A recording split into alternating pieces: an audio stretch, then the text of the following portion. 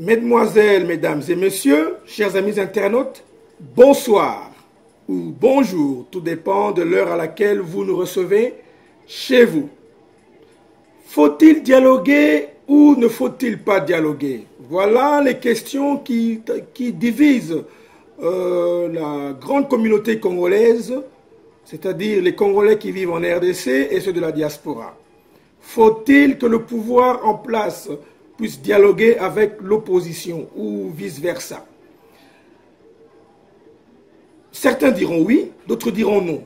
Mais d'abord, il faut se poser la question, pourquoi ce dialogue? Eh bien, selon ceux qui veulent dialoguer, ce dialogue est important pour des élections présidentielles et législatives qui vont se passer en 2016. Ce dialogue doit absolument se faire pour permettre à ce que les élections puissent se passer de manière apaisée, démocratique et transparente. Mais est-ce que ce pouvoir en place a vraiment besoin d'organiser des élections en 2016? Je pense que, et vous ne me contredirez pas, il y a depuis plusieurs années le pouvoir en place via plusieurs de ses ténors, plusieurs de ses élites ou de ses personnalités fortes ont lancé des signaux comme quoi les 2 mandats présidentiels ne suffisaient pas. Rappelez-vous, le mercredi 19 juin 2013, à Kinshasa, le professeur de droit de son État, M. Bochab Évariste, publie un livre qui a comme titre « Entre révision de la Constitution et l'inanition de la nation ». Et donc dans ce livre, il est question justement de la révision de l'article 20 de la Constitution. Cet article c'est une disposition qui porte sur le nombre de mandats présidentiels. Et lisons, je cite, comment est-ce que M. Bochab Évariste, professeur de droit de son État, décrit son livre sur le site internet de l'éditeur. Il dit ceci: « Ce livre est une porte ouverte sur l'avenir afin que la Constitution ne puisse se scléroser. En Afrique, estime-t-il, donc M. Bochab Évariste, la Constitution acquiert le statut d'une citadelle imprenable et pourtant les fortifications ne sont pas éternelles. Elles sont toujours à refaire pour tenir compte de l'effet corrosif du temps sur tous les monuments. » Là, le signal était clair. Et rappelez-vous à l'époque, la polémique. Tout le monde se levait et tout le monde a compris à partir de ce jour-là que le pouvoir en place ne voulait pas partir après 2016. Aujourd'hui, nous voyons plusieurs personnalités passer à la télévision, parler du 3e mandat comme d'un nouveau mandat, de revoir la Constitution, de Kabila désir, de Kabila Tolembiote, Kabila nous te voulons éternellement. Certains disent même qu'il n'y a que lui qui peut faire du Congo un État moderne, un État développé. On devrait lui laisser faire ce qu'il est en train de faire. 2 mandats ne sont pas suffisants. Donc, les signaux sont extrêmement clairs. Comme je le dis toujours, comme le nez au milieu du visage. Ils ne veulent pas partir en 2016. Alors, vous allez aller dialoguer avec eux. Pourquoi? Ce ne serait que leur donner du temps. Leur faire gagner du temps pour qu'en 2016, il n'y ait pas des élections. On va passer dans une transition, dans des longues choses, et finalement, ils seront toujours au pouvoir. Parce qu'ils ont l'armée, les services de sécurité, la police, les prisons et la justice. Alors, on nous dit, ah non, ce dialogue doit se faire avec la communauté internationale. Ce dialogue nous vient d'Addis Abeba, des accords d'Addis Abeba qui se sont mutés en résolution des Nations Unies. Chers amis, mesdemoiselles, mesdames et messieurs, chers amis internautes, n'oublions pas que lorsque le pouvoir en place a eu à décider d'aller s'asseoir avec le M23 à Addis Abeba, tout le monde a crié à la trahison.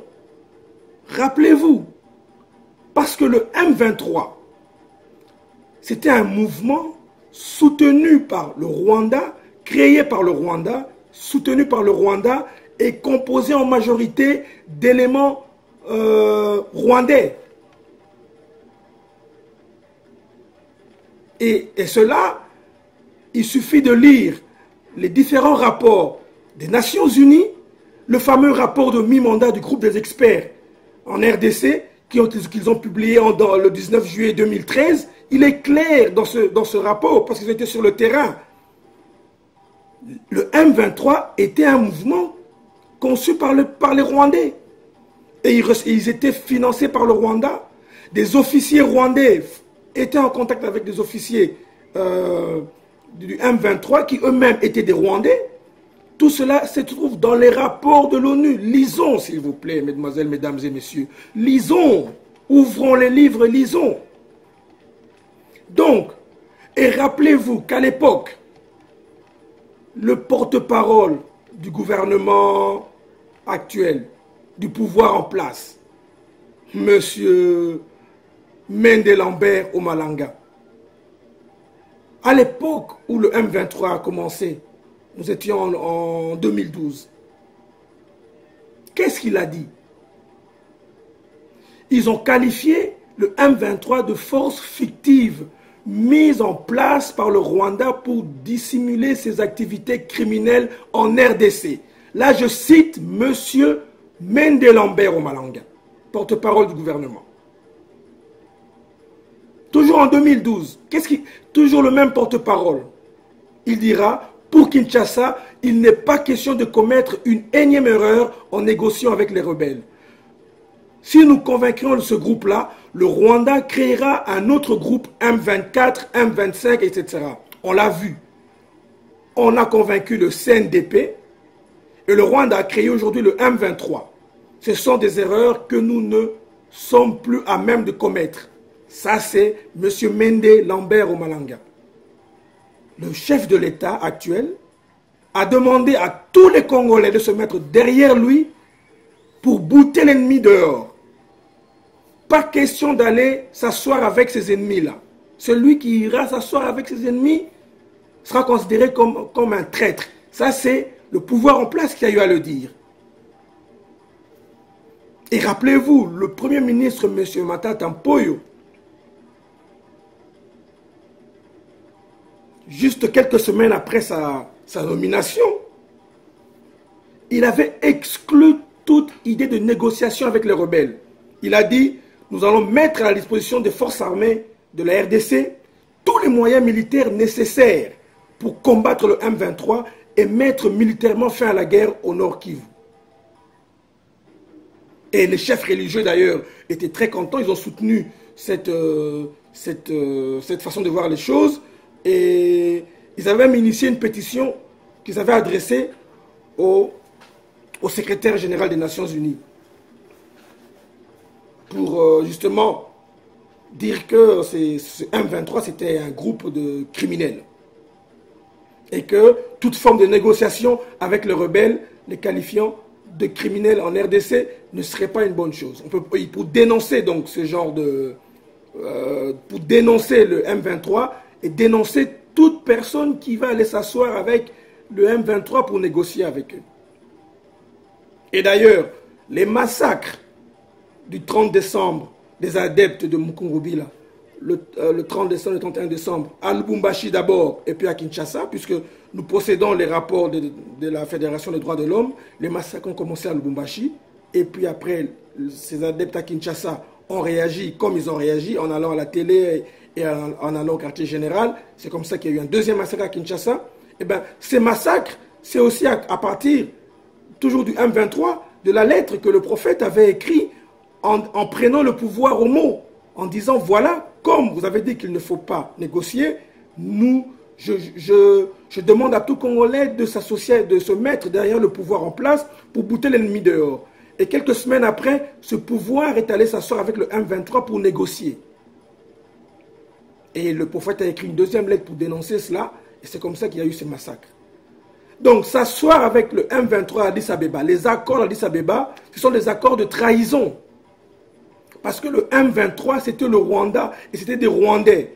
Donc, le pouvoir en place s'est assis avec des Rwandais qu'on a qualifiés de Congolais, à qui on a donné l'armistice, et ils peuvent se balader maintenant au Congo en tant que Congolais. C'était donc, c'est les accords d'Addis Abeba qui se sont mutés en résolution des Nations Unies. Ce sont des accords de trahison.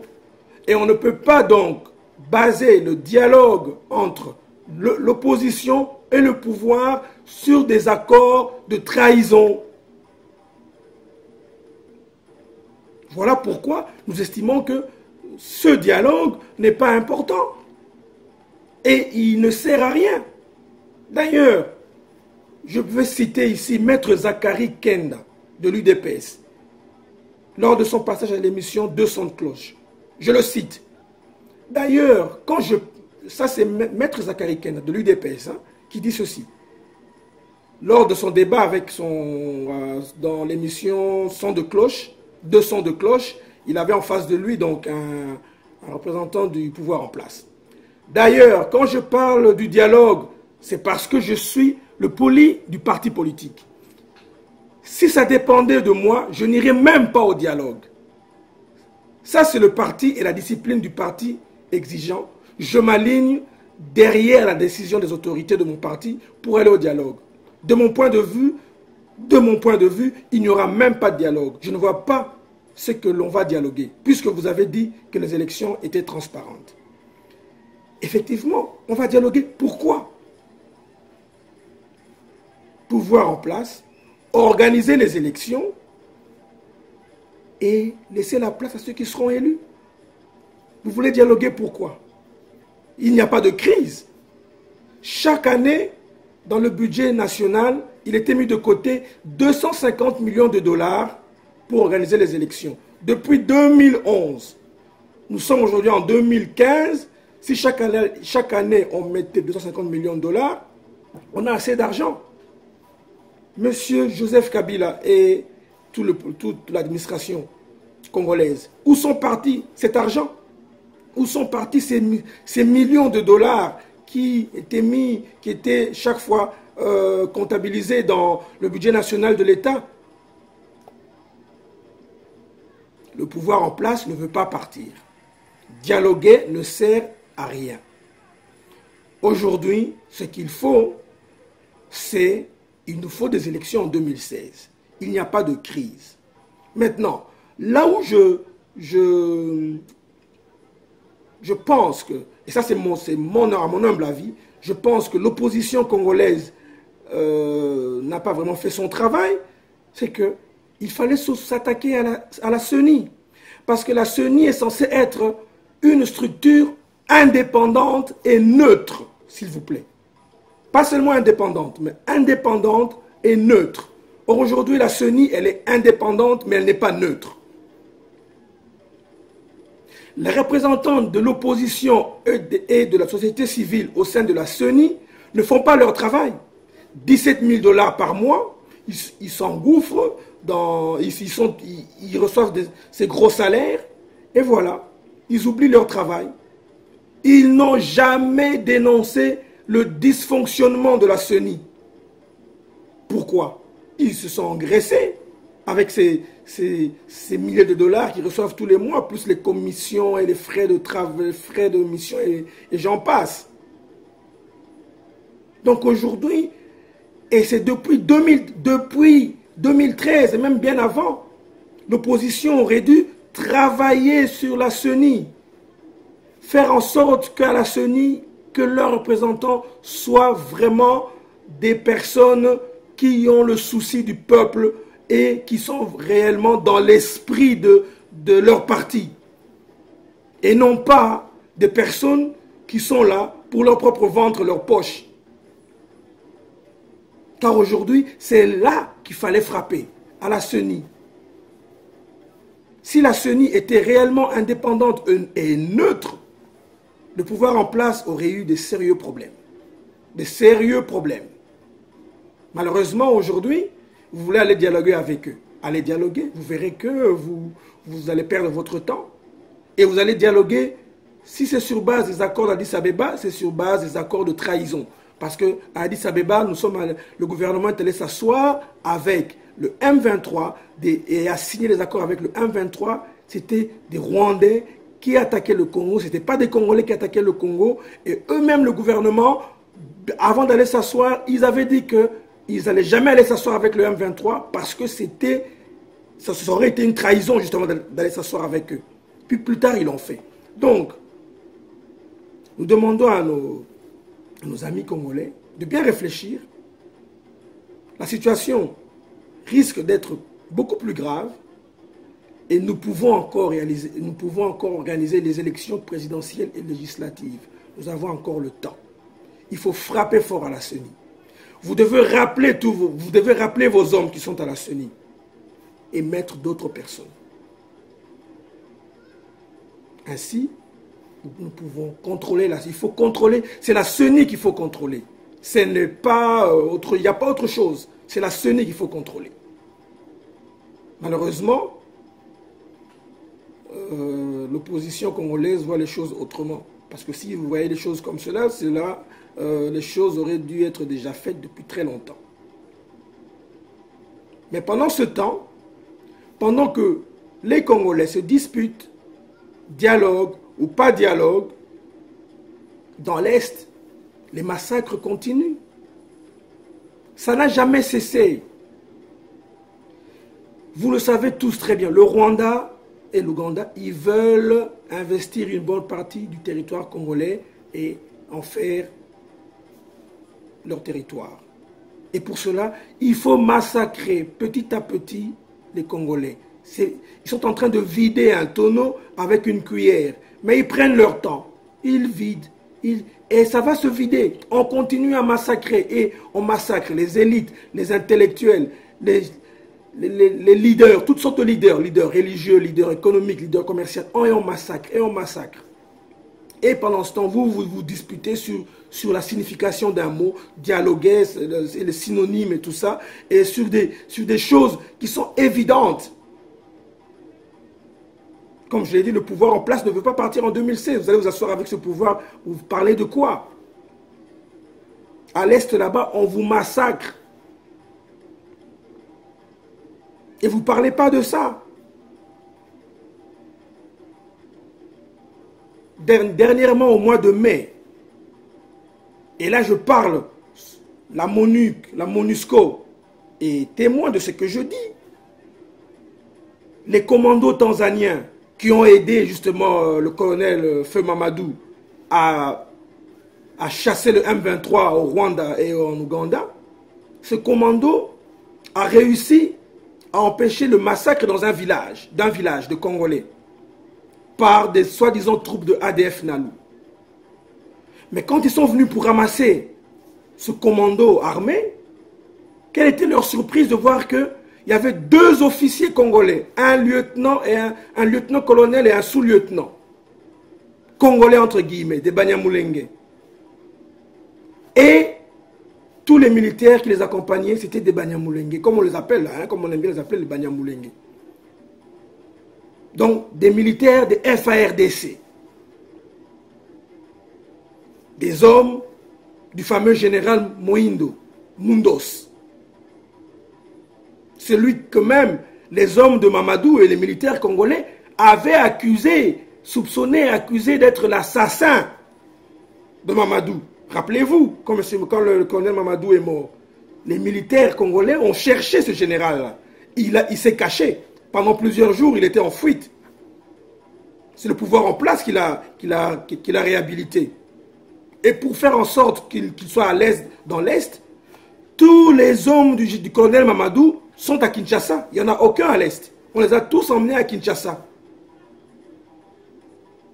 C'était soi-disant pour le défilé du 30 juin. Après, ils sont restés. On les a laissés là.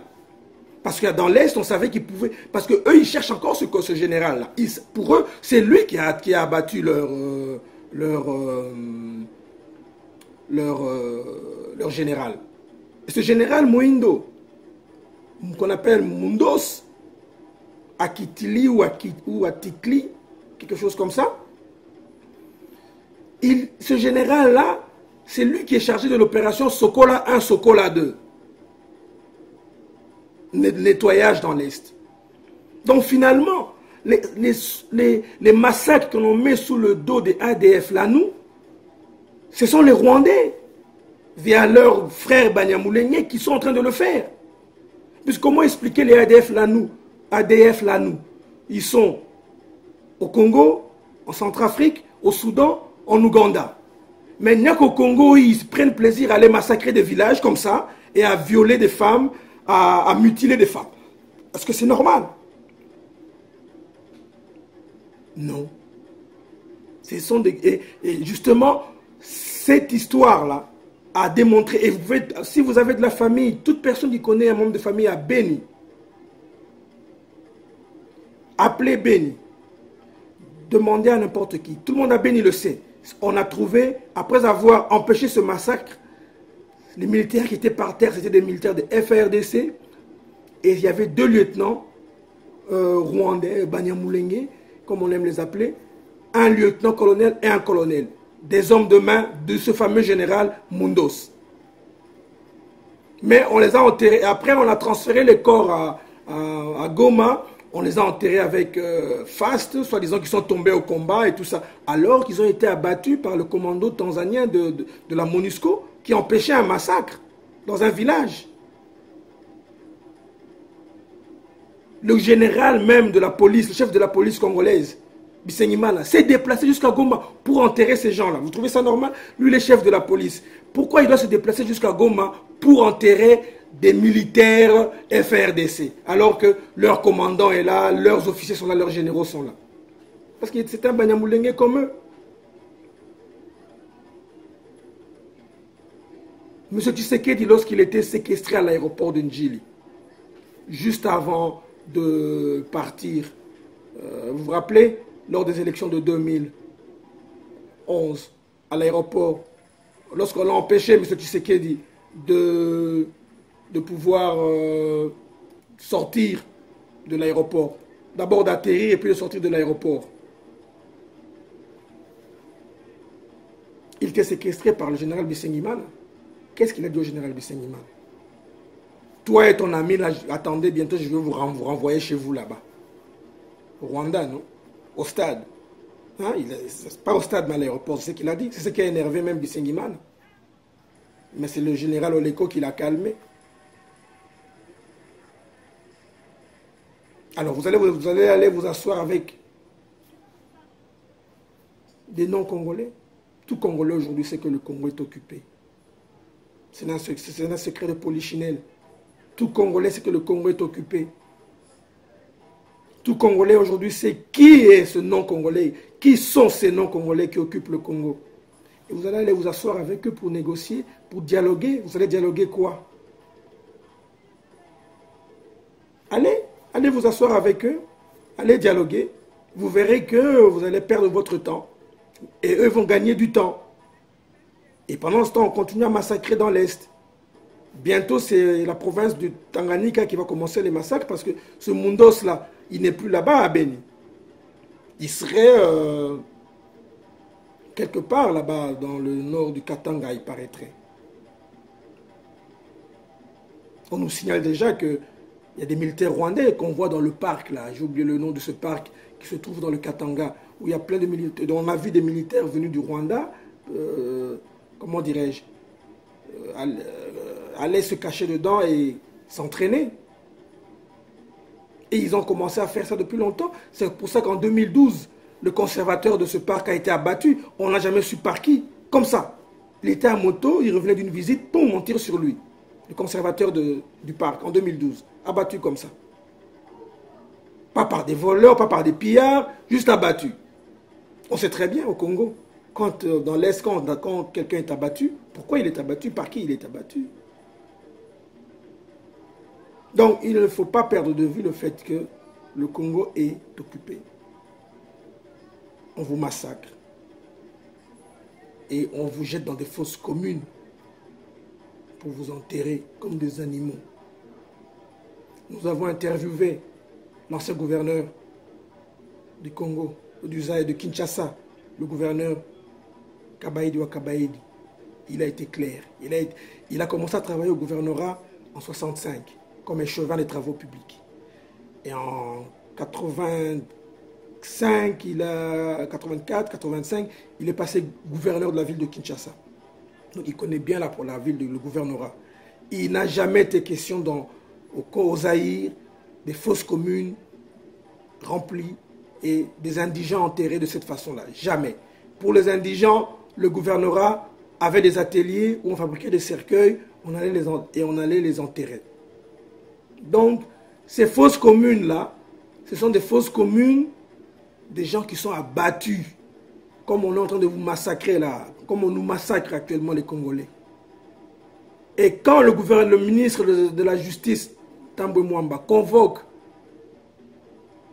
les ambassadeurs et les chargés des missions diplomatiques, les chefs des missions diplomatiques, pour leur dire que c'est une pratique courante et que la ville de Kinshasa était remplie de fosses communes,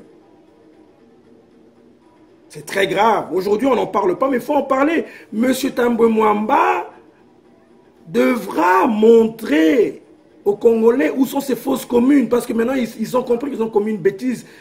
Il devra nous montrer cela, parce qu'on sait très bien qu'on n'a jamais enterré les Congolais comme ça. Ces fosses communes-là, ce sont des gens qu'eux ont tués. Ce sont des gens qu'eux ont tués, qu'ils ont enterrés comme cela. On devra déterrer tous ces Congolais. Et dans l'Est, n'en parlons même pas. Bien que le Rwanda a eu à déterrer certains corps pour les emmener chez eux d'ailleurs et les mettre dans leur